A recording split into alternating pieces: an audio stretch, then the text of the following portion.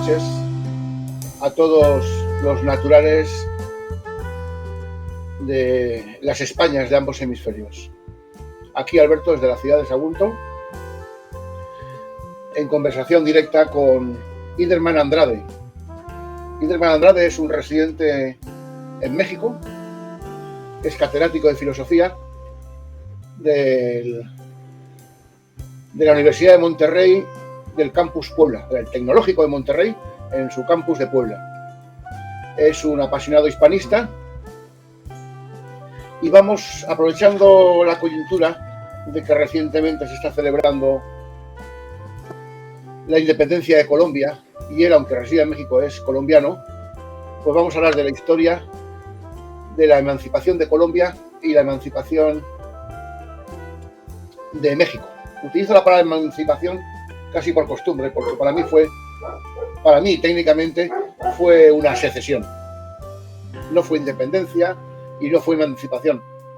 Y si se le quiere considerar emancipación, pues se emanciparon para peor, porque las consecuencias de separarse de su madre patria, pues ahora vamos a ver lo que supuso. En principio un baño de sangre y la ruina para todos. Al menos esa es mi opinión, no sé Iderman lo que opinará, si tiene datos para juzgarlo. Supongo que sí. ¿Qué tal, Iderman? ¿Cómo estás? Claro, totalmente, ¿no? Pues Alberto, muchas gracias de verdad por la invitación. Hemos estado así como compartiendo en tema de mensajes, pero pues qué bueno ahorita estar aquí. Para mí es un honor, una gracia poder compartir con la comunidad que ya se ha ido forjando, Unión Hispanoamericana, y pues bueno, digámoslo así de manera un tanto simplista, poder compartir acá. Me confieso iniciado en todos estos temas. Creo que ayer hablábamos y te decía que es un proceso como de liberación, ¿no? Liberación interior, liberación incluso se pudiera decir espiritual, cuando se va conociendo un poco más la raíz, la historia, los símbolos, lo que nos une, lo que nos identifica, la cosmovisión y demás. Y yo creo que pues es una tarea que estamos empezando, y pues qué más cuando uno está con personas que ya llevan un avance y están dejando un legado, ¿no? En este caso Alberto y pues todas las personas que están forjando estos proyectos. Pero pues qué bueno hablar un poco acá en torno a esto. Un gusto y pues bueno, sí, Colombia en México, y pues bueno, no siento las diferencias, obviamente las hay, porque geográficamente, gastronómicamente, en muchas cosas, por supuesto que hay diferencias en la riqueza de la humanidad, ¿no? La riqueza, la diversidad tan impresionante que hay en tantas cosas, que uno ya se va al fondo, pues la raíz es igual, o sea, la raíz nuestra es la misma, ¿no? ¿Qué edad tienes, Iderman? ¿Qué edad tienes? 39. Tienes 39 años. ¿Edad? 30, sí, 39. Uh-huh. ¿Y cuándo te diste cuenta de que toda la historia que te habían enseñado, o gran parte de ella, era falsa?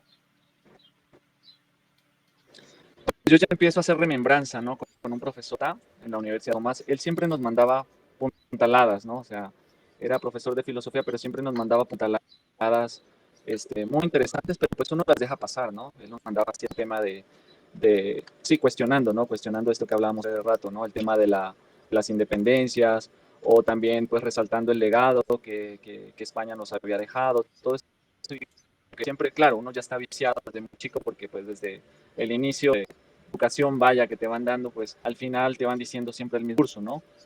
Dejan entreverar por ahí cualquier tipo, digámoslo así, interesantes o verdades ahí muy a medias, pero en general el tema en que pues desde chiquito te van, ¿no? Inoculando el tema de somos una república libre, y de que no, o sea, de que nos liberamos de un enemigo, bueno, en fin. Pero empieza a hacerme ruido un poco con este profesor que me daba filosofía, que iba dando estas pantaladas, ¿no? Pero ya más de fondo, pues yo empiezo en México, empiezo a ver los murales de Diego Rivera, empiezo a estudiar un poco a José Clemente Orozco, porque me gustaba pictóricamente bien, y pues obviamente, digamos, todo ese mensaje, todo ese sustrato ahí puesto, ¿no? Todos estos símbolos, te van diciendo cosas, y entonces como me hace ruido, ¿no? El saber que esto raya, o sea, directamente es ideología, ¿no? Diciendo que pues vino de aquí a México era malo, y todo lo que había aquí era bueno, y todo era espectacular, pero todo lo que llegó aquí no fue los murales de Diego Rivera, que pictóricamente y en cuanto a técnica, porque me gusta mucho el arte, pues es espectacular, es bellísimo. En cuanto a mensajes, sí está bastante viciado, y eso pues empezó a hacer ruido y empecé a leer un poco así de a poco, que pues hasta ahorita me estoy haciendo también en el tema de la historia, y pues empecé como a ver una conferencia de Juan Manuel Zunzunegui, que está grabada ahí en YouTube, y que de hecho la dio en el TEC de Monterrey como en el 2000. Y ahí empieza, claro. Entonces empiezo yo a también a buscar, a leer un poco más. Hay también un historiador, Miguel Ríos Saloma, que también tiene una conferencia ahí en YouTube, y empiezo, ¿no? Así como a balbucear, y entonces ya empiezo a ver al horizonte. Y ya empiezo a ver de otra manera, o sea, de manera, empiezo a ver los símbolos religiosos, todo esto, ¿no? Y empiezo a comprender, y ya, bueno, entonces se va empezando con ser colombiano, ¿no? Y empiezo a Pablo Victoria, a todas estas personas que empiezan a cuestionar el statu quo, empiezan a cuestionar mucho las cosas, y ahí es donde empiezo, ¿no? Entonces sí, se ha apasionado, digámoslo así, por la historia, pero soy digamos, como neófito en este tema, ¿no? O sea, ya, y claro, se empiezan a encajar muchas cosas que uno va teniendo filosóficamente hablando, porque somos de la filosofía anglo-germana, ¿no? O sea, desde el positivismo, desde el realismo alemán, y empiezan todos estos velos a caerse, ¿no? A caerse, y empiezan a rescatar otras cosas. Realmente el pensamiento hispanoamericano, que también se cuestiona desde toda esta visión indigenista que hay, empezando Enrique Dussel y muchas personas que están ahí puestas como para decir con el mismo discurso, ¿no? Con el mismo discurso. O sea, desde aquí filosofía, historia, arte se va juntando. Y eso, digamos, una triada que me encanta. O sea, me encanta estudiar, y más allá del discurso, creo que también se deben hacer prácticas, escribir, crear, hacer arte, en fin, muchas cosas que pueden resultar herramientas muy valiosas para seguir, digámoslo así, descubriéndonos, como un redescubrimiento interesante ahí. Muy bien. ¿Qué te iba a decir? Recientemente hace 2 días, fue el 20 de julio. Una fecha supuestamente destacada en Colombia, como día en el cual Sí, Colombia inició su liberación. es el decir, no sé, yo cuando veo a mi pueblo... Sí, perdón. ¿Colombia te parece un país libre? Porque esos son los Colombia mensajes. tiene, sí, claro, a nivel, digámoslo así, ontológico, a nivel más abstracto, un poco más, digamos que Colombia, el pueblo colombiano está y en su creatividad para lo bueno y para lo malo, ¿no? Porque Colombia es catalogado a nivel mundial también por cosas horrorosas que pasan en Colombia, ¿no? Fruto presto, ¿no? Toda esa falta de conocimiento de sí mismo, de verdad de valorar lo que somos, ¿no? Lleva al fiasco político y de orden social y demás. El colombiano, claro, tiene una potencialidad interna muy fuerte, ¿no? Muy recursiva, muy creativa. En ese sentido, digamos, tendríamos como esas posibilidades de ser un pueblo libre, pero no lo somos. O sea, Colombia está sumida, como en muchos otros casos en América, en estas dicotomías, en estas, ¿cómo se llaman? Estos maniqueísmos, ¿no? En los que pervive nuestra política. Hay buenos y hay malos, y entonces hay buenas polarizaciones que hay en estos dos, ¿no? Entonces es realmente un fiasco a nivel político. Colombia es un fiasco a nivel político. Ni se diga, ni productores de países, ¿no? Una industria muy Dime limitada, pero dime que qué como... país no es un fiasco. Dime qué país Sí, hispanoamericano no, en no estos es un momentos fiasco. todo eso. Un despósito total, todos, ¿no? Entonces, ¿qué celebrar? De hecho, ahorita voy con una amiga al rato porque dicen, no, es que en torno a esto, entonces en México los colombianos se van a reunir. Yo le dije, pues sí, pues qué bueno irse uno a encontrar con paisanos y comerse un chicharrón, pero como que este tema, vamos a continuar celebrando la independencia. Entonces, un tema de la ignorancia absoluta en la que vive el pueblo, y lo que hablábamos ayer, desde personas que tienen un grado acabal hasta el pueblo llano, el vulgo, viven sumidos en estas fantasías de que somos libres y de que no, y entonces el chicharrón, y en el Un caso aquí pueblo, en México, pues un el tequila y pueblo, el tamal, pues, Iderman, un pueblo que desconoce su Pero realidad, un pueblo que desconoce su realidad, su origen, su génesis, la realidad de su ser, ¿es un pueblo libre? no, es un pueblo condenado al fracaso, totalmente. Es condenado al fracaso y al, a ser vendepatria, a estar postulando siempre como lo mejor y viéndose a sí mismos como ¿no? En esa baja autoestima cultural. Entonces, cuando hay autoestima cultural, porque no nos conocemos realmente, sí estamos abocados al fracaso, realmente. O sea, si no hacemos algo, digamos, desde abajo, poco a poco, hilando, ¿no? Estos elementos históricos, antropológicos, filosóficos y también simbólicos y rescatar nuevas, esas cosas están ahí, ¿no? Que siempre están tapadas, ¿no? Que salen a veces por estos medios o lo que estamos haciendo, esas semillas, esas raíces que están ahí tratando de salir, ¿no? Pero que están tapadas, están apabulladas por sistemas tanto de derecha como de izquierda, porque siempre digo que la derecha anglosajonizada y la izquierda pues también, o sea, los dos manejan discursos de eso, de la baja autoestima cultural, la baja autoestima política. Entonces sí creo que estamos abocados a un fracaso. Si continuamos como vamos, porque realmente no ha habido ninguna solución desde hace 200 años, un poco más, no ha habido absolutamente ninguna solución. Digo, esto lo estoy diciendo muy no con dato tan duro, pero Ya. No, pero es simplistamente, obvio. ajá, Es sí, obvio que a todo nivel cultural no se trata de que sea la gente más inculta, sino que a niveles de alto nivel cultural se mantiene el mismo nivel de ignorancia de la realidad, ya no de Colombia o de México, sino de los países hispanos. claro. Es que, por ejemplo, Alberto, cuando yo estoy en las clases y porque yo doy una clase que va en torno a, se llama Los mitos que nos habitan y es espectacular porque es clase, digámoslo así, libre cátedra, entonces yo me Los dedico mitos precisamente que a nos eso. habitan. Ajá. Ese título merece un Entonces, libro, ¿eh?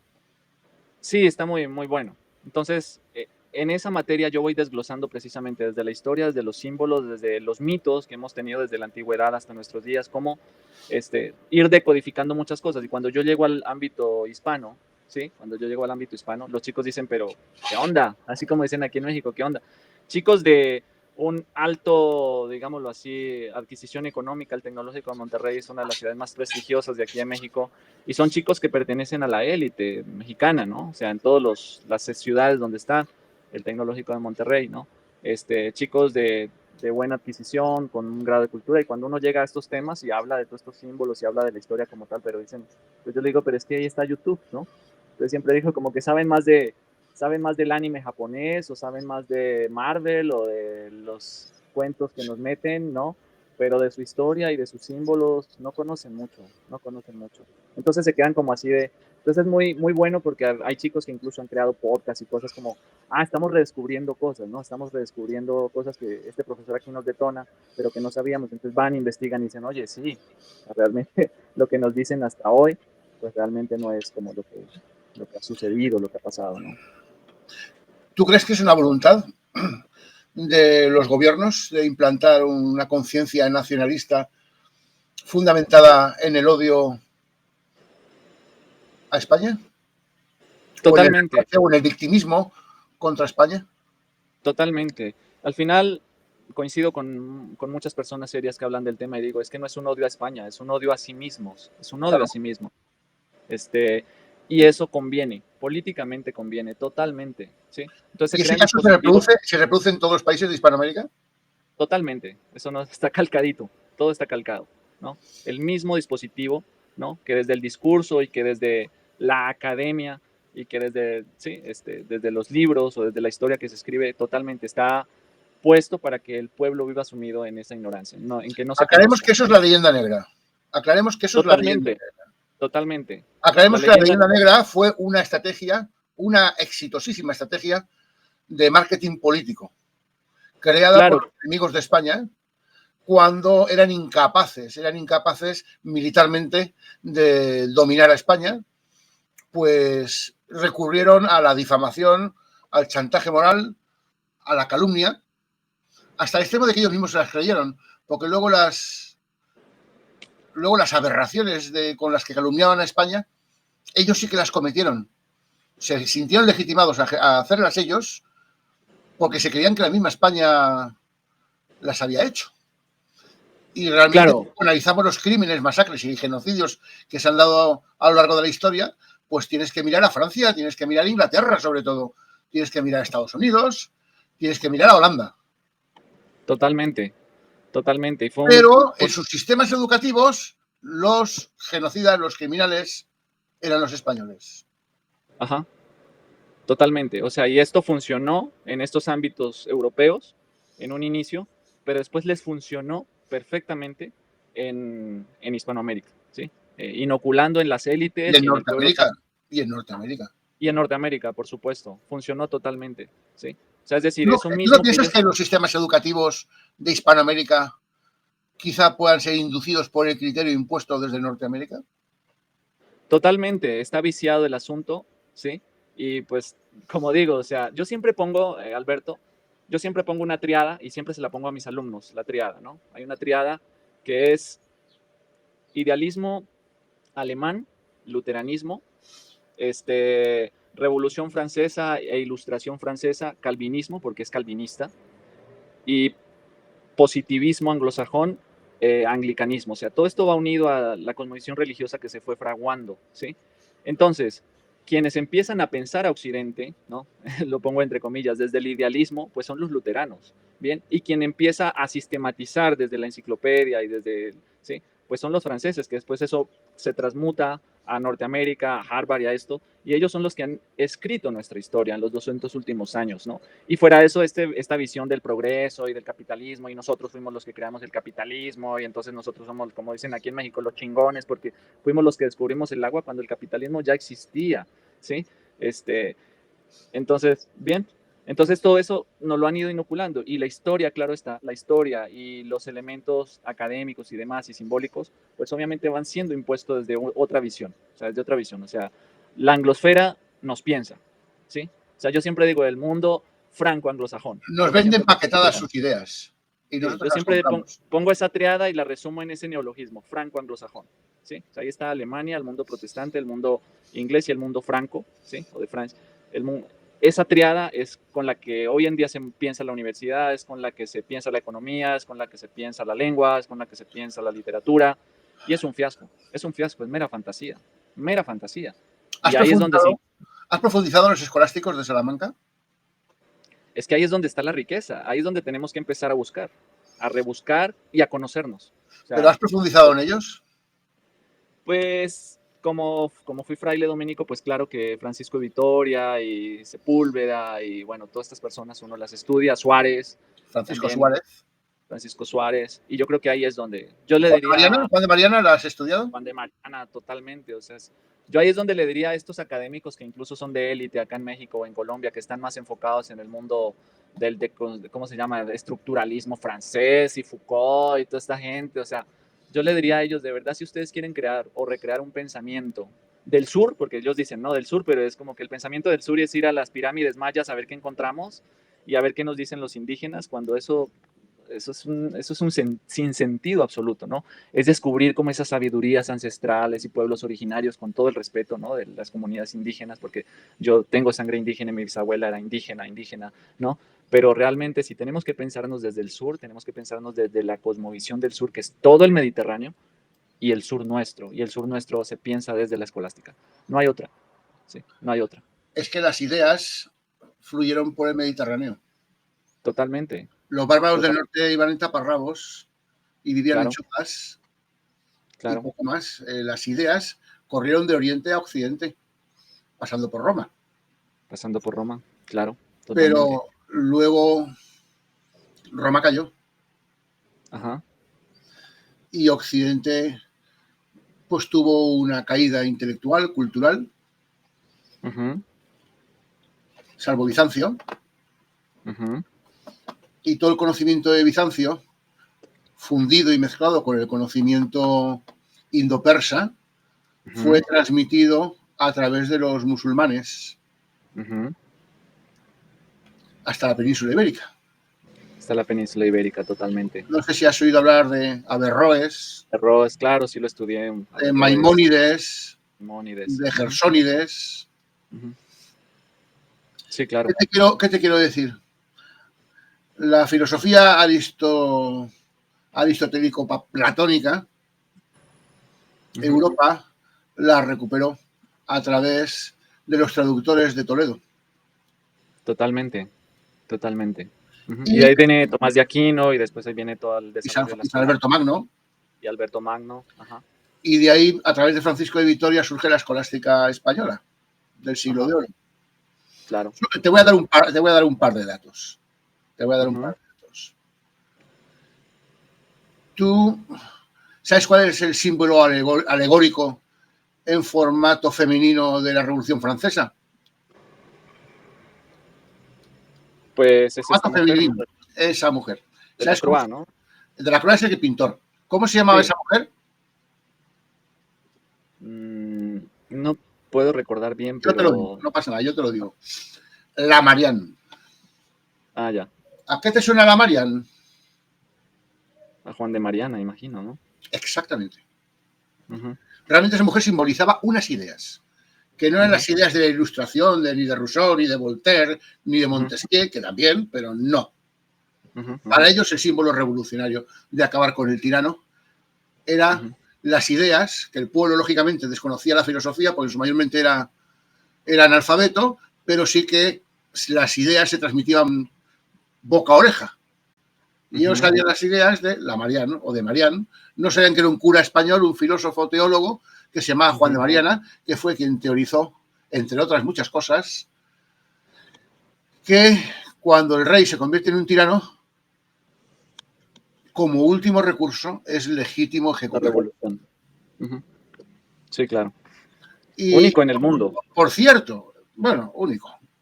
Ya había pasado antes, pero de manera estructurada. Se sistematizó como ley, ¿no? Exacto, como principio jurídico, digamos. Que también mataron a, no sé si era Enrique IV de Inglaterra, con los argumentos de Juan de Mariana. La Revolución Gloriosa, aquella, inglesa, donde ejecutaron a un rey. El argumento era Juan de Mariana. Claro. Lo mismo pasó con Luis XVI. De hecho, los más extremistas revolucionarios le llamaban los Marianas en la Revolución Francesa. Ya, vea, esa no me la sabía. Qué dato curioso y tan bueno, ¿eh? Claro. Pero Mariana no era el único. No, pues está Domingo de Soto, está... Francisco Suárez. Francisco Suárez era el que defendía la tesis de que el pueblo tiene derecho a resistirse a las imposiciones y a las injusticias de los reyes. Sí, claro. Sí, yo digo siempre que la cúspide del pensamiento occidental se da allí. O sea, el contrato social tú lo asocias a Rousseau, ¿verdad? Sí, bueno, Marx, ¿no? No, Rousseau. Jackson Rousseau es el que escribió. El contrato social. Sí, Rousseau, perdón. Sí. Pero eso ya lo tienen escrito tanto Suárez como Mariana. Ajá, sí. Ya lo tienen idealizado. ¿Perdón? Ya lo tenían idealizado, tanto Suárez como Mariana. Claro. Pero yo creo que ahí esa línea de la escolástica es la que tenemos que empezar. O sea, empezando por mí, porque yo ya, digámoslo así, vengo... Ya se conoce. Ya se conoce, pero no está suficientemente difundida. ¿Y sabes a quién le tenemos que agradecer ese conocimiento? La interpretación que le estoy dando a ese conocimiento. Pues a una filóloga inglesa que vivió en España muchos años, filóloga de español, de lengua española.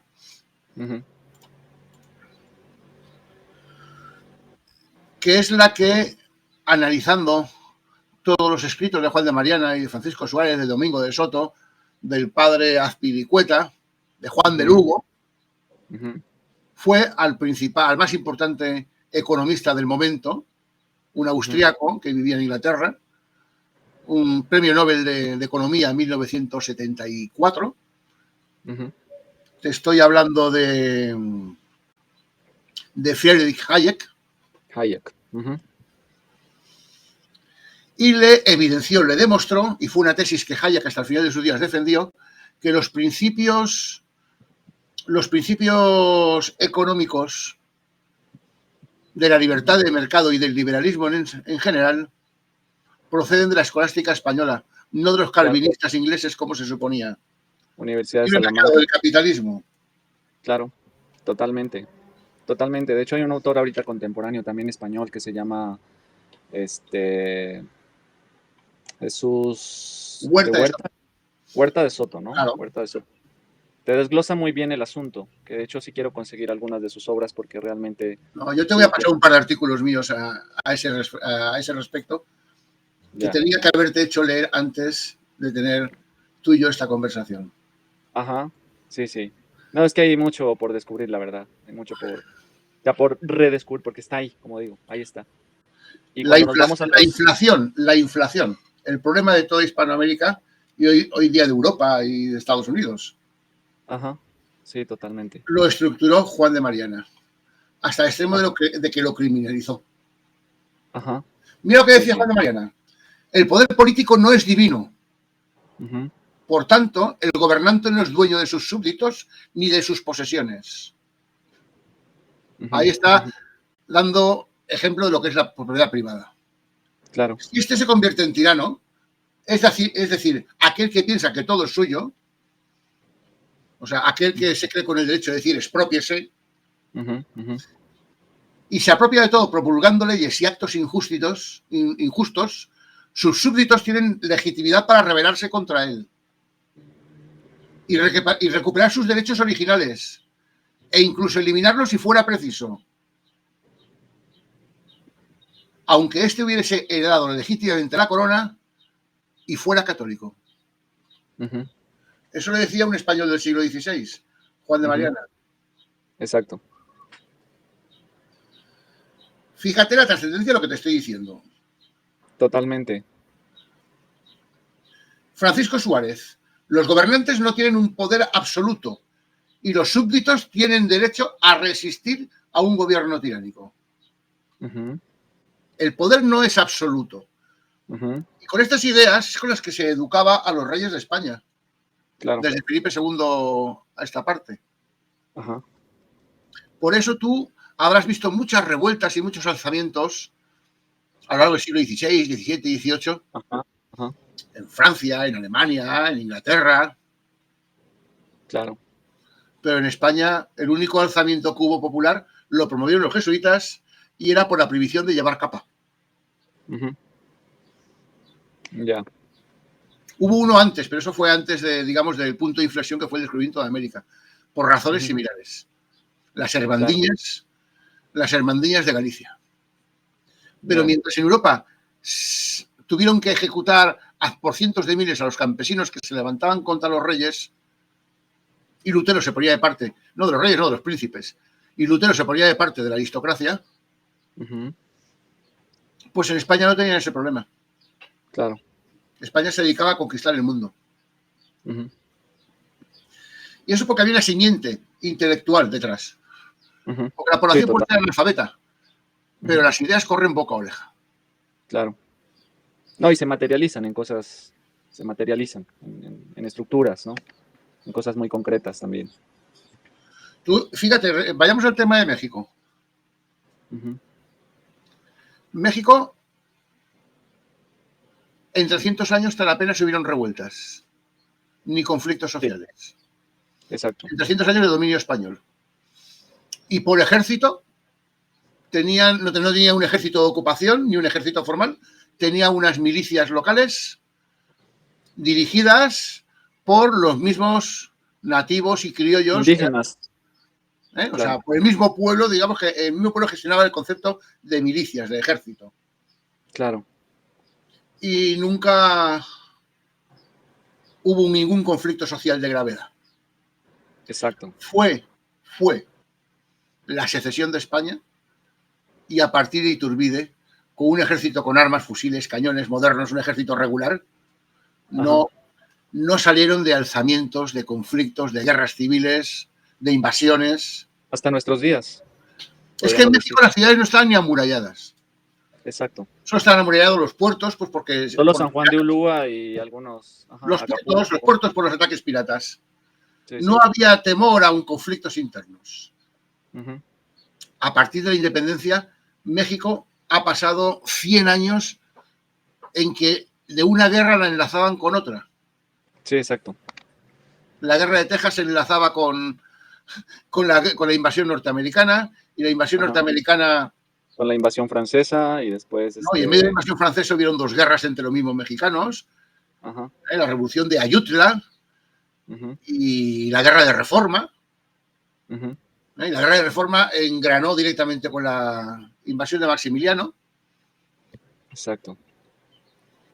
Y después viene Benito Juárez, y después viene Porfirio Díaz, y después Benito Juárez esclavizó, exterminó nativos, sí, hasta la Revolución Mexicana. No han parado de matarse.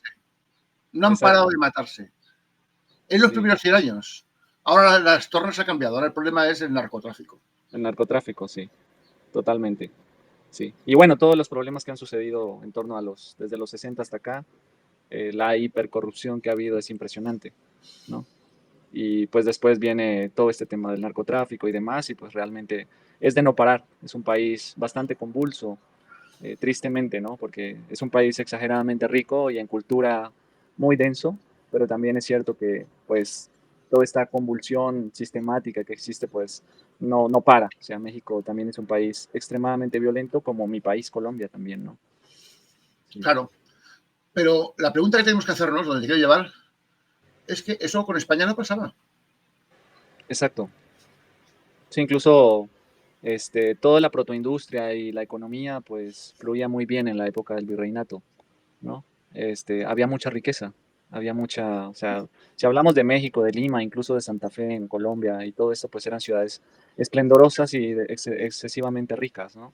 Entonces creo que eso también hay que ponerlo porque, y riqueza no solo, digámoslo así, económicamente, sino en estructura social, en estructuras académicas, ¿no?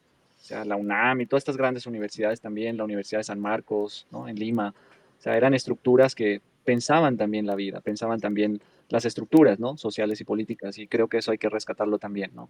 Y sobre todo la paz que había, ¿no? La paz que había. Lo que te decías, así como España, tú dices, el imperio se dedicaba a conquistar el mundo, lo hacía también aquí, o sea, no en vano los territorios que iban desde Alaska hasta Panamá, y por el lado occidental, todas las Antillas, ¿no? Y por el lado oriental, todos los Guam y Filipinas y todo esto. Ciudad de México era capital de todo eso. Y cuando yo le digo a mis alumnos eso, dicen, pero ¿cómo así? O sea, México era capital de Cuba, sí. México era capital de Filipinas, sí. México era capital de Los Ángeles, sí. México era capital de Panamá también. O sea, era tan inmenso. A Panamá no llegaba. A la frontera de Panamá con Costa Rica. Colindaba con Panamá, sí, exacto. Sí, todo Centroamérica. Panamá ya pertenecía a Nueva Granada. A una Granada. O sea, yo le decía eso, por eso será que... Y luego a Colombia. Como que nos queremos tanto los mexicanos, porque yo les digo, es que la Nueva Granada era pegada con la Nueva España. Es que hay un error. Hablar de Nueva España y definirla como México es un error. Nueva España eran más de la mitad, casi 2/3 partes de lo que ahora es Estados Unidos. Totalmente, sí, totalmente. Entonces yo creo que cuando destapamos esa historia nos damos cuenta de eso, de que realmente lo que se hacía era eso, generar riqueza, ¿no? Si hablamos en términos capitalistas, era un imperio que generaba riqueza y esa riqueza generaba bienestar y ese bienestar generaba orden, ¿no? Y eso es lo que no saben los mexicanos. Eso lo demostró Humboldt, y los mexicanos muchos no se lo quieren creer, sobre todo los de igual izquierda que derecha, ambos están influenciados por el nacionalismo soez, intelectualmente soez, y que les ha adoctrinado por los últimos 200 años. Claro, sí, y fantasioso.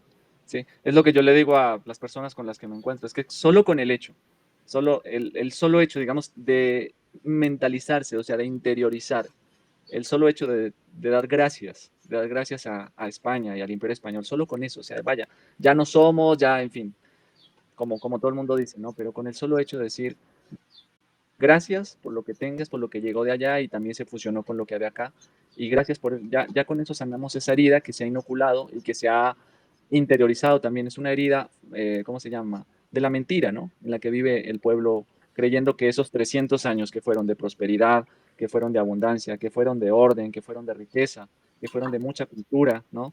Del siglo de oro español, o sea, somos hijos de todo eso, ¿no?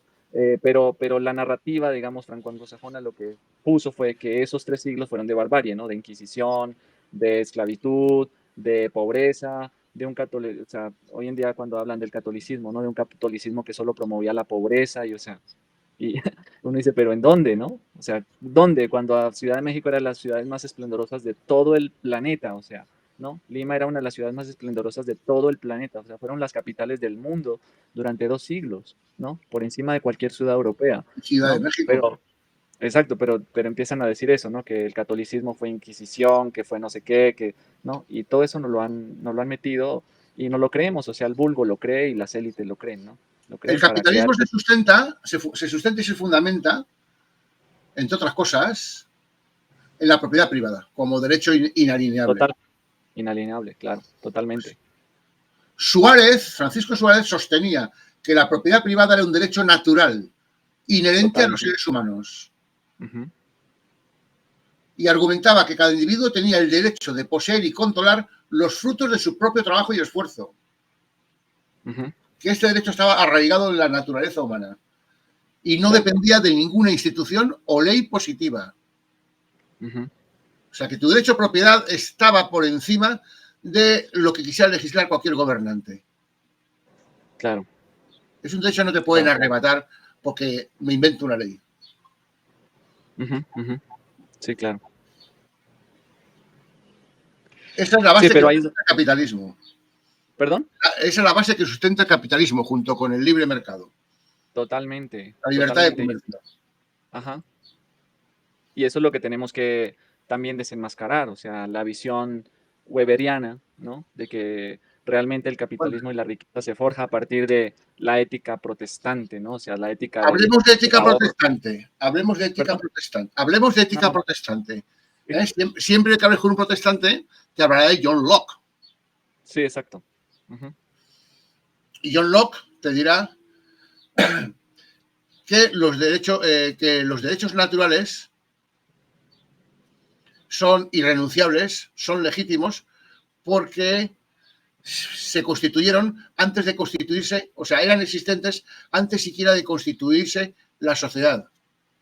ujú. Claro.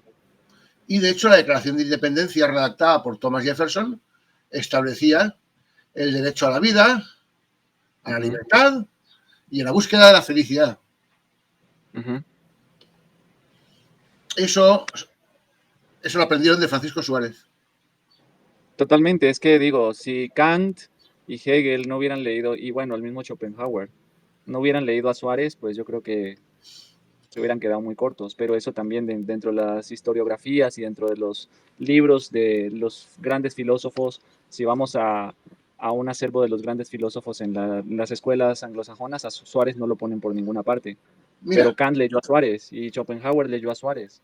Suárez afirmó que existe una ley natural universal que rige el comportamiento humano y que es superior a las leyes positivas y a las normas sociales. Ujú.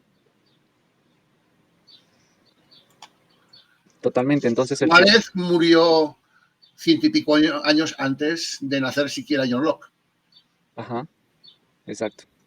Y estos son los fundamentos por los cuales se fundamenta el liberalismo, Ajá. el capitalismo, Ujú, la Revolución Francesa, ujú. Estados Unidos como nación. Claro, Adam Smith, toda esta gente, o sea, La ujú, Ilustración presión. es una evolución prácticamente de la escolástica. Por lo menos la escolástica es la que puso los fundamentos para que luego surgiera algo llamado la Ilustración, que no era ni más ni menos que la réplica del conocimiento y la filosofía españolas del siglo XVI. Claro, sí es la sistematización del conocimiento, ¿no? Pero eso es, ahí es donde está el gran, digamos, el grave peligro. Bueno, yo sí lo veo como un poco el tema de evolución y demás, pero también es cierto que se parte de un punto donde la escolástica española, ¿no? Es relegada.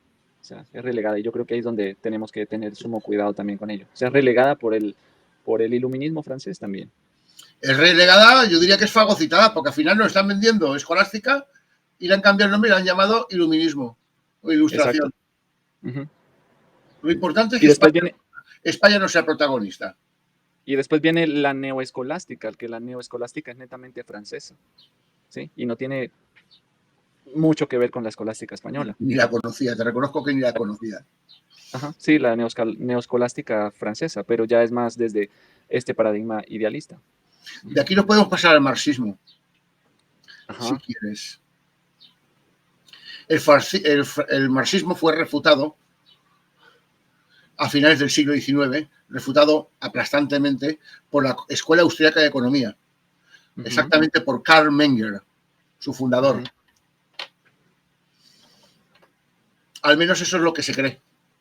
Él establece que el Estado es incapaz de valorar ni juzgar todas las variables que se dan en las necesidades, la oferta, la demanda de cada una de las personas que componen el Estado. Entonces, bajo esa premisa de la incapacidad de analizar y procesar toda la información, es imposible que haya una economía de planificación central como es el comunismo. Claro, totalmente. Es inviable, totalmente. Esa es la refutación de Karl Menger. Pero realmente el marxismo ya está refutado por Francisco de Vitoria, pues 300 años antes de que Marx se inventase la palabra del comunismo.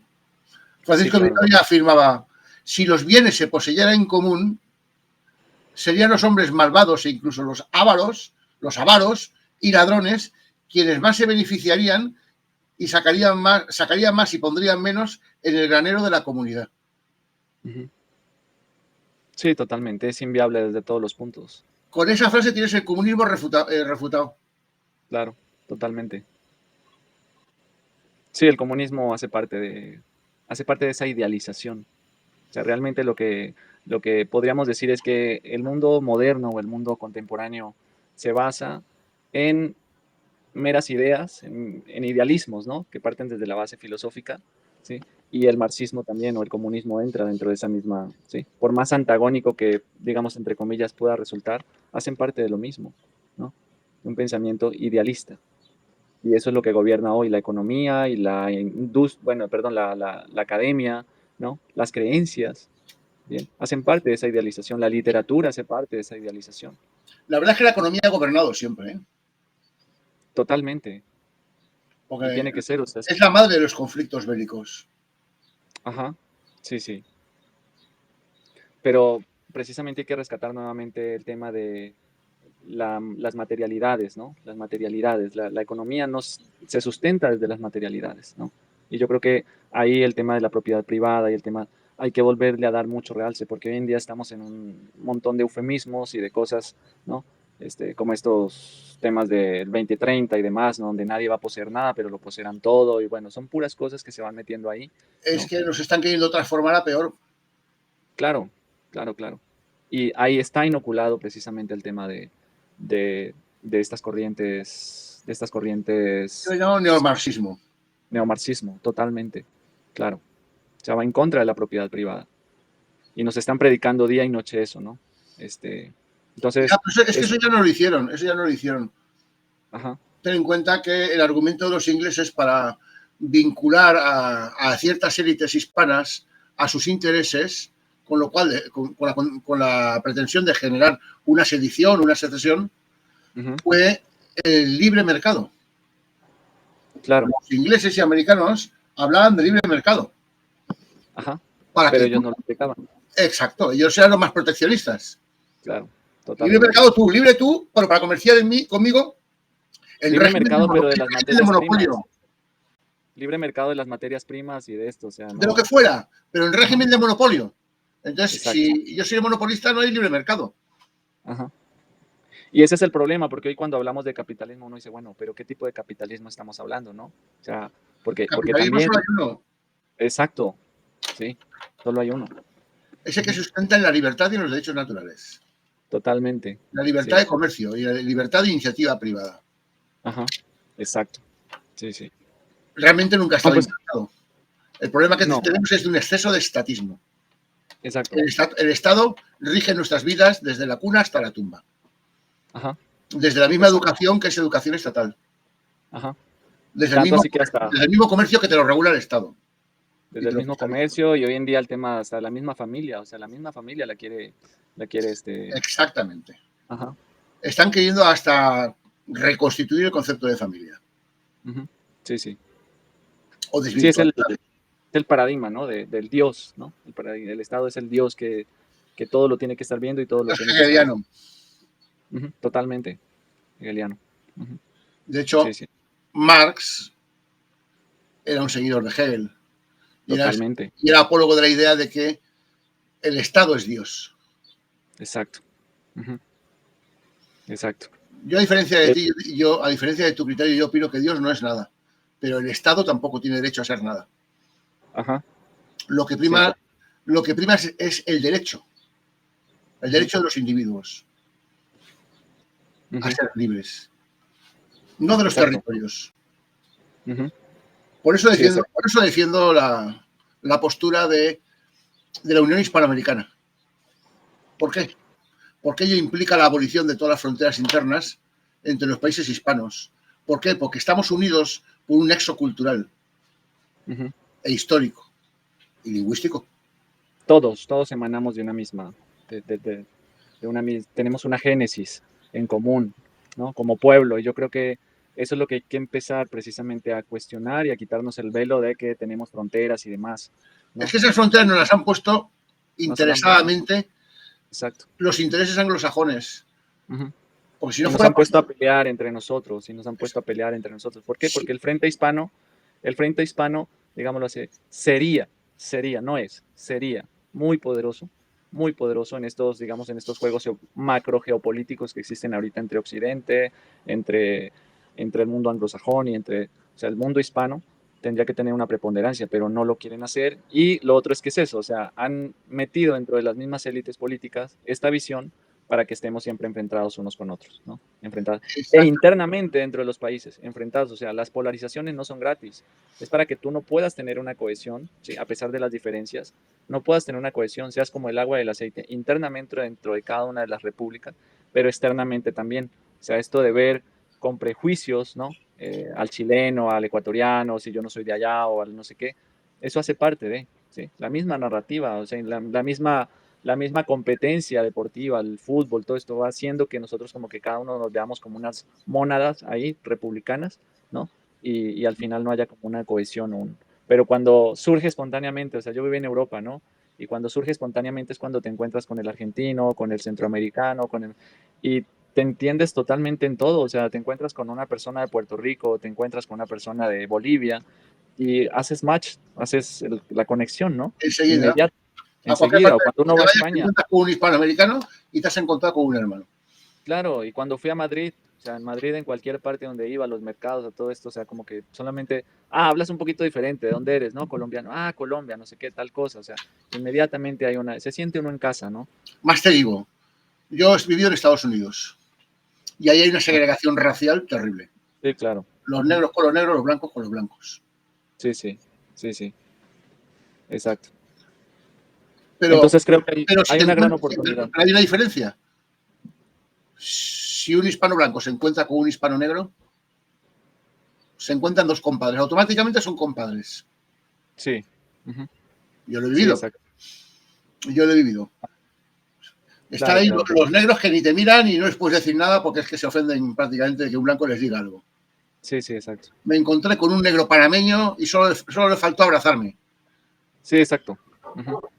¿Me entiendes? Automáticamente compadres. El color, la raza era irrelevante.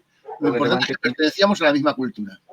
Como siempre lo fue. O sea, España, cuando estuvo el modelo, ¿no? El modelo virreinal, pues era eso. O sea, no habían diferencias. No habían diferencias entre razas, ¿no? O sea, que una raza superior, y eso es darwinismo puro, eso es siglo XIX. O sea, claro, es que el racismo entra en ellos, el racismo científico. Claro, el racismo científico, ¿cómo se llama? El supremacismo científico, supremacismo racial, supremacismo económico. ¿No? El darwinismo social. Darwinismo social, totalmente. Son todas ideas anglosajonas que nos las han metido vía Hollywood. Ahora, los progres aquí en España ya no les gusta ya que a un negro le llames negro. Sí. Creen que con esto están reivindicando, ¿no? No, eso lo están viendo las películas norteamericanas. Sí, exacto. ¿Me entiendes? Los hispanos nos llamamos negro o blanco de manera incluso cariñosa. Sí, exacto. Es la cosa más normal del mundo, no tiene por ser ninguna ofensa. Es que la influencia de la civilización anglosajona nos irradia sus propios traumas, los propios tares y defectos de su civilización, las irradian en los demás. No se dan cuenta que un gran problema que tienen ellos, como es el racismo, eso es irrelevante, nunca ha existido en el mundo hispano. Sí, sí. Ni en el mundo mediterráneo, o sea, incluso en el mundo mediterráneo desde la antigüedad, miles de años atrás, o sea, todo el mundo convivía con todo el mundo. Y por eso España siempre será una nación mestiza, una nación que acoge a todo el mundo, porque siempre ha sido, ¿no? En cambio, los anglosajones y los germánicos son de otra manera, aunque están cambiando ellos mismos. Si te fijas ahora en su propaganda, abogan mucho por el mestizaje. Y dijo, hombre, pues habéis aprendido la lección después de 500 años. Para mí es una estrategia de mercado, Alberto, eso no tiene otro nombre, eso no están reivindicando a nadie, ni a nada. Lo mismo que pasa aquí con el indígena en México. Se crea todo se crea toda una narrativa y también se crea un prototipo mediático de que lo indígena y que venimos de Cuauhtémoc y que todo y los ritos y volver a nuestras raíces y construir pirámides otra vez en el Zócalo para decir que, pero no están reivindicando realmente a la gente de ahí, o sea, eso que están haciendo en el mundo anglosajón no está reivindicando el Bronx, no están reivindicando a las negritudes excluidas tampoco, ¿no? O sea, prácticamente es una estrategia de mercado. Yo todo lo pongo en cuestión, pero no es que se esté aprendiendo, sino que se está forzando una mirada, mira, y al final están limpiando su historia, o sea, en cada serie, en cada cómic, en cada videojuego, ahorita se tiene que incluir, ¿no? Todo esto para Acabas decir de que decir en una la palabra historia... muy buena. Están limpiando su historia. Claro, Pero la totalmente. porquería, la mierda que limpian, ¿dónde la echan? Claro, entonces tú ves cualquier serie ahorita pregunta que te de... acabo de hacer, ¿dónde la echan? ¿Dónde la echan? ¿La echan no, pues esa a los España, hispanos? claro, claro, ¿A la totalmente. hispanidad? Ajá, claro, totalmente. Es Sí, que sí. tumbaban las estatuas de Colón, porque dijo que la esclavitud la trajo Colón. Sí, exacto. De hecho, le quieren cambiar hasta el nombre a la Columbia, la zona que se llama Columbia, precisamente porque viene de Colón. Imagino que después los políticos colombianos de Progres le van a cambiar el nombre a Colombia porque vendrá de Colón, ¿no? Entonces, sí, es eso, ¿no? Y ahorita, por ejemplo, ves películas o series de época, digámoslo así, anglosajonas, de época del siglo XVI, XVI, y siempre ponen, por ejemplo, a una persona negra desde la aristocracia, cuando eso nunca sucedió, nunca pasó. Los ¿Sí? negros no eran ni seres humanos para ellos, pero en pleno Exacto. siglo XIX. Pues es que los nativos de Australia, hasta casi los años 70, se han regido por las leyes agropecuarias. Exacto. Ajá, Los totalmente. regulaban con las leyes del ganado. Ajá. Sí, sí, exacto. Era un animal más, era una especie ahí de animal más, ¿no? De homínido. Uh-huh. Y el fenómeno del nazismo. Totalmente, igual. El fenómeno del nazismo nos creemos que es alemán, pero es que las ideas que hicieron emerger el nazismo procedían de Inglaterra y de Estados Unidos. Estados Unidos. Totalmente, totalmente. Sí, sí. El supremacismo blanco, el darwinismo social, la eugenesia. La eugenia. Uh-huh. Totalmente. Y ahora lo que nos están aplicando a nosotros en este momento es una operación de malthusianismo. Es que Malthus, con la de veces que ha sido refutado por ridículo, sigue vigente para ellos. Sigue vigente. Totalmente. ¿Esto que está pasando sí. con las enfermedades que dicen que corren por el mundo? Sí, sí. Entonces nosotros en Colombia tenemos una palabra que dice, estos resabios, que son estos vicios, también se van metiendo, ¿no? dentro de las estructuras nuestras, ¿sí? Y vamos replicando. Y ese es el gran peligro, que todas estas cosas se van replicando, así como se replicó el racismo, ¿no? Y desde final del siglo XIX, ¿no? Incluso la palabra indio empezó a ser despectiva en pleno siglo XIX, porque en la época virreinal la palabra indio era la denotación de, son las Indias occidentales, ¿no? Viene indio. Era lo más normal del mundo. Además, a los españoles que hayan vivido en las Indias, les llamaban indianos. Indianos, ajá, sí, sí. O una persona nativa, en este caso, si yo fuera de Colombia, me decían indio, ¿sí? Entonces, y aún todavía pervive un poco eso en España, y creen que en España nos están, como diciendo, como despectivamente, ¿no? Pero el tema de indio es eso, o sea, porque 300 años eran las Indias, o sea, ultramar eran las Indias occidentales. Exactamente. Además, es que aunque existiera la India realmente, y no, los indios son de la India, no los de América. Y, perdona, sí, el lenguaje es un ser vivo. Claro, claro. Y las definiciones las crean los usuarios. Y a esto se le llama, por la razón que sea, da igual, a esto se le llamó las Indias. Que si Claro, se totalmente. equivocaron que no era India, vale, no era India, pero la gente le llamaron las Indias. Y Y se así cartografió y se escribió y se además que el conquistó fenómeno de todo. América está también reciente.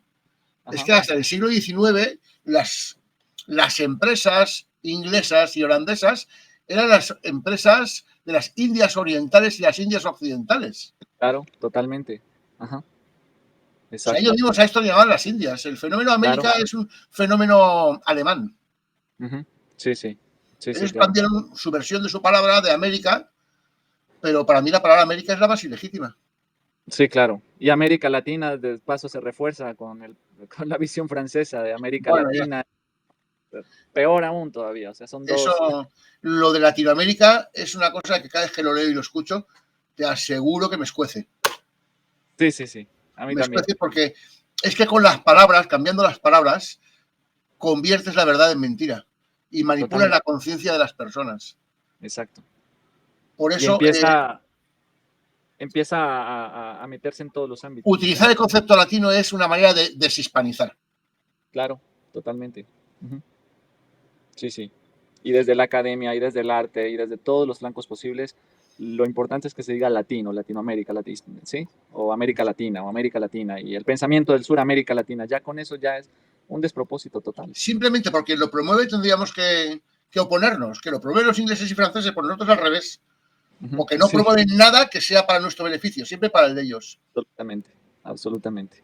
Ujú. Sí, Además, en sí. inglés en cambio, en inglés, y la están tratando de sustituir, en inglés no hacen distinciones. Ujú. Tú eres Spanish, yo soy Spanish. Ujú. Nos llaman Sí, sí. españoles. Ajá. Hay un arcaísmo para que diferencia lo que es un Spanish de la península, que es Spaniard. Pero es una palabra Ujú. que ellos ni la conocen, la palabra Spaniard. Ujú. Ujú. Todos somos Spanish. Ujú. A todos nos Sí, sí. meten en el mismo saco. Ajá. Sí, sí. Ve qué interesante, la verdad. Entonces te insisto en que hay que hacer mucha propaganda, hay que concienciar mucho a la gente de cuál es la realidad social de nuestra civilización. Porque si no, a través de los medios de comunicación, y Hollywood ya ha hecho mucho daño, nos lleva 100 años de delantera, van a acabar desmantelando nuestra civilización. Van a aplicarnos lo que ya nos han aplicado desde hace 200 años. Es la máxima de Julio César, divide y vencerás. Claro, claro. No, y al tener un pueblo sumido en la baja autoestima cultural, pues obviamente es cuchillo en mantequilla para otras cosas. O sea, es lo que yo digo. Mientras desde las plataformas de streaming, ¿no? Están, por ejemplo, recreando o sacando contenido sobre las cosas que nosotros hacemos. O sea, me pongo un ejemplo, ¿no? Ya hicieron un documental Netflix, ya hizo un documental en el Perú sobre las papas del Perú, ¿no? Sobre todo esto. Cuando Netflix va y graba un lugar, ¿sí? Ya le pertenece a ellos. O sea, ya quien vaya y grabe en ese lugar y haga un documental, Netflix lo puede demandar, ¿no? Entonces, incluso hasta en eso, o sea, primero ya los recursos naturales, ¿no? Los acuíferos, bueno, las tierras más ricas. Aquí en México, la Ribera Maya ya es de los gringos, toda la zona de la Ribera, perdón, de la zona pacífica en Jalisco, toda esta parte Quiere también es decir de que es de ellos. ellos como propiedad intelectual. Sí, sí, se crea un contenido, por ejemplo, si hago un contenido sobre, no sé, los tejidos en Oaxaca y lo hace Netflix, eso ya es propiedad intelectual. O ¿Qué sea, pasa? hasta en Luego no puedes hacer tú un documental sobre los tejidos en ya no Oaxaca. puedes, sí, ya no puedes replicar algo así para hacer tu propio, porque ya es de ellos. Entonces, hasta en eso, ¿sí? Hasta en esas cosas que uno, pero es lo que yo le digo a la gente y a mis alumnos, o sea, Eso es una aberración. mientras nosotros nos estamos dando látigo y diciendo que somos víctimas y que fuimos conquistados y que pobrecito Cuauhtémoc, que le quemaron los pies y todo, mientras seguimos diciendo eso, ¿sí? Y lo seguimos replicando, el mundo anglosajón viene a hacer lo suyo, hace fiestas con lo nuestro, con nuestros territorios, con nuestra agua, con nuestros ecosistemas, con nuestros, ¿cómo se llama?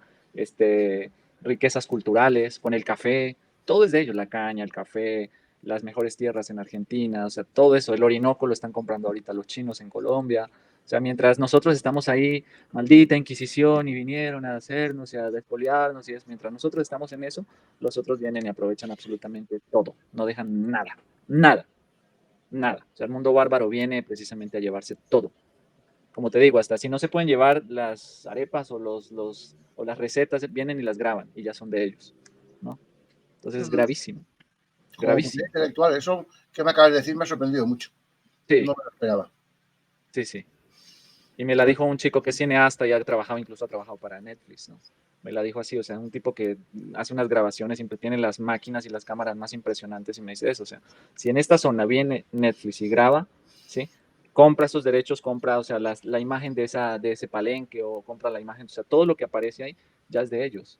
Es impresionante. Jurídicamente eso tendría que ser ilegal. Claro. Eso tiene que Pues ser como es ilegal. ilegal apropiarse de los acuíferos, o sea, la Nestlé y estos ya son dueños de los acuíferos en Puebla. O sea, extraen el agua para vendérselo a mexicanos, ¿no? O los cenotes del sur de México también, o sea, la Coca-Cola y todo esto pertenece a ellos, ¿no? Pertenece a ellos, ¿sí? Y muchas zonas, reservas, parques son de ellos, ¿no? Entonces son cosas que no se pueden llevar, pero que están ahí, ¿no? Lo me pasa con toda la Ribera Maya, toda la zona del Yucatán, toda esta zona de Cancún, todo eso es más norteamericano que mexicano. De hecho, hay lugares donde tú no puedes hablar español, en el propio México.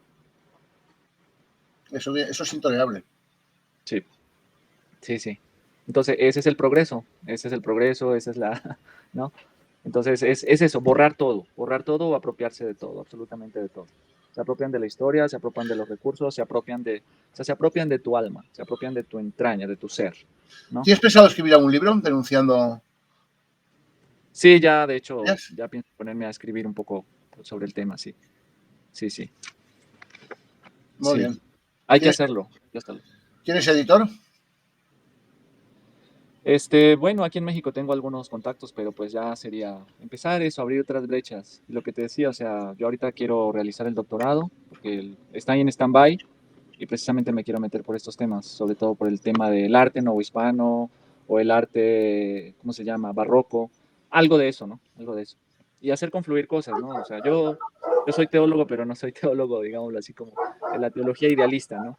Sino soy un teólogo más escolástico, más tomista, más aristotélico, ¿no? Entonces, si no ponemos a narrar también las cosas o las materialidades, pues estamos simplemente lucubrando de cosas, ¿no? O sea, y cuando se lucubra el tema de Dios y de la religión, pues no llegamos a ningún punto, llegamos a meros idealismos, fanatismos, religión por la religión. La religión por la religión no lleva a ningún punto, ¿sí? O sea, la religión que tiene un elemento pragmático, este, ya es diferente. Y elemento pragmático es eso, la cohesión comunitaria, las ritualidades, los encuentros, la vida, ¿sí? La cultura, o sea, es una religión inculturada, ¿no? Más que como lo hacen los mormones o esta gente que viene con sus, ¿no? A hablar de Biblia y solamente hablar de versículos bíblicos y eso no lleva absolutamente nada. Es religión por la religión y eso es lo que está también haciendo el mundo anglosajón, inoculando la religión por la religión desde estos mecanismos, mormones, testigos de Jehová, todo esto, con todo el respeto que tienen las diferencias religiosas, pero al final una religión que se lleva a la práctica, desde la arquitectura, desde el arte, desde la vida, desde la fiesta, desde lo que somos y desde lo que comemos y desde lo que celebramos, pues ahí está inmerso el catolicismo, ¿no? Están tratando de hacer lo que han hecho siempre, que es tratar de monopolizar todos los recursos económicos. Totalmente. Ellos Uh-huh. los propietarios. Porque siendo ellos Sí, los propietarios de la economía, nosotros somos sus vasallos. vasallos. Uh-huh. Sí, sí. Nos convierten en sus vasallos. Sí, Y lo que creo, digo. y creo que uno de los grandes problemas que tenemos los hispanos es el no tener una producción cultural que haga frente a la producción cultural anglosajona. No tenemos un No, no lo Hollywood, hay. No, no lo no hay. tenemos un Netflix, no No, tenemos un Facebook hispano, no no tenemos hay un un Google videojuego. hispano, no hay un Un Google videojuego. hispano. Ajá. Sí, sí. Hoy en Todo lo día que, una de las maneras, perdón, todo lo que es producción cultural ajá, está siendo fagocitada por ellos. Al final sí, total, es una ujú, estrategia y es que totalmente, se ahorra mucho dinero en guerras y en plomo, ujú, claro, en pólvora y plomo, si simplemente nos lavan el cerebro y nos someten psicológicamente o mentalmente. claro, sí, es el sometimiento Los psicológico. someten mentalmente, no tienen que someternos por las armas. Les sale más barato a ellos hacer grandes inversiones en mercancía cultural, por falsa que ésta sea. Sí, y de hecho nos ponen a producir para ellos mismos esa visión o ese estereotipo. Es decir, hay buenos cineastas o buenos creadores de contenido, ¿sí? Por ejemplo, si tú entras a la plataforma Netflix y ves todo el contenido hispano, ¿sí? es un contenido que denigra de sí mismo. La mayor parte son narconovelas, narcoseries, entonces siempre, obviamente ¿no? internacionalmente Y nos si van ves a ver esta eso. última película que ha hecho Verástegui, que está muy bien, es una buena obra para denunciar el crimen que Un problema, sí, un un problema, crimen social un enorme, problema. Ajá, resulta ser que el promotor, el que produce ese crimen social, que es el consumidor, ajá, que normalmente es gringo, ajá. a quien criminaliza no es a él. Ellos son los buenos. El héroe americano es Claro, el que salva a los niños. claro, claro. Los malos son colombianos o mafias mexicanas. Y ese es el problema, o sea, ahí es donde está la dicotomía tan impresionante, pero que al final confluyen en el mismo punto. O sea, la izquierda que denigra y que vive diciendo que el mundo occidental solamente expolió y violó y demás, ¿no? Pero también la ultraderecha que confluye en los, ¿cómo se llama? En los ideales anglosajones, ¿no? Entonces la ultraderecha, sí, tiene algunas buenas intenciones, pero al final está inmiscuida y emparentada con esta anglosfera, ¿sí? Y eso es lo que pasa con Verástegui también, ¿no? Uh-huh. Es decir, satanizar y criminalizar el entorno hispano, ¿sí? Y poner Para sobre... beneficio del héroe americano. Luego, Exacto. cuando tú estudias lo que es el héroe americano, normalmente ha sido un implacable asesino cobarde. Ajá, exacto. No existe, es una ¿Sabes que fantasía. en Filipinas lo que hicieron? Sí, sí, En es una Filipinas fantasía. mataron a más del 10% de la población, a casi 1,5 millones de filipinos. Y A no todos los con eso niños, a mataron, todos los mayores de mataron 10 el años idioma. exterminados. Sí, claro. Y no con ello los que quedaron le mataron el idioma, le mataron su cosmovisión. Exacto. En O los sea, es años un pueblo... 30, en los años 30, la novena ciudad del mundo donde más se hablaba el español, la Ujú. novena ciudad del mundo donde más se hablaba el español, era Manila. Manita. Ujú. Sí, claro. Todo cambió después de un bombardeo innecesario cuando ya no había ni japoneses en Manila. Ujú. Arrasaron Manila estilo Dresde, Sí, exacto. como si hubiesen Ujú. tenido una bomba nuclear. Ajá. Y lo que mataron fue la Entonces, población civil y mataron al español con la población civil. claro, claro. Entonces es eso. Imagínate, un hispano, Verástegui, un hispano denigrando de lo hispano, ¿no? O sea, directa o indirectamente. Y Hace así una pasa buena con todo. función, yo creo que no se da Sí, cuenta de lo que estáis enalteciendo y ensalzando a claro, la heroicidad, a la falsa heroicidad exacto. norteamericana. Lo que no denuncia es que los violadores de niños son norteamericanos, eso no lo denuncia. Que hay una mafia impresionante. La mafia Cuando más denuncia el impresionante. narcotráfico de México, lo que no denuncia es que el consumidor es norteamericano. No, y también allá también hay cárteles, o sea, sí, Claro, también. y que de cada $10 de droga, Sí, 2 se exacto. quedarán en México, pero 8 Ajá. se producen en Estados Unidos. Exacto. Sí, aquí es la materia prima y la materia prima ensalzada por estos, por los grupos musicales, ahorita por los corridos, por todo eso. Entonces, pero allá no crean corridos y todo eso, pero nosotros sí queremos visibilizar. O sea, allá es donde voy, que tenemos tan enfermo el alma, ¿sí? Que nosotros mismos nos dedicamos a denigrar de nosotros mismos. Desde Autodenigrarnos. autodenigrarnos, ¿sí? La baja Pues eso es lo autoestima que, cultural nos lleva a eso, a creer que postulándonos como música violenta o como música ¿sí? sexualizada y demás, entonces ya estamos llegando a la cúspide y no, realmente es un proceso psicológico de autodenigración, ¿no?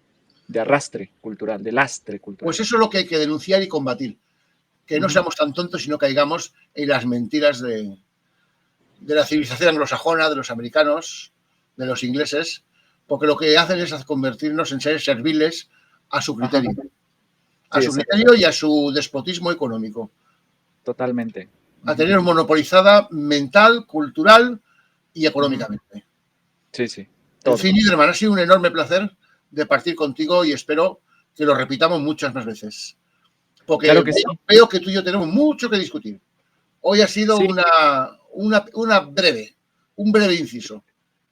sí, sí, pero muy enriquecedor y pues que me va abriendo puertas porque realmente esto me lleva también a seguir investigando y demás, ¿no? O sea, Te como voy a digo, soy un pasar, nuevo en estos temas, me apasionan y creo que estoy abriendo brechas, primero desde mi propio ser y también lo que puedo, ¿no? Desde donde estoy, desde la academia, desde la universidad, pues ahí también se pueden hacer cosas interesantes.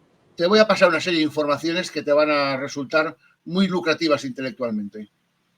Claro que sí, pues yo encantado, de verdad, y gracias por abrir las puertas, por tu calidez, por esta perspectiva, porque uno cuando es, precisamente porque es tan difícil llegar como a encontrarse uno con personas que también no es que sean iguales, porque tendremos muchas diferencias intelectuales, El ser humano es un culturales. ser único.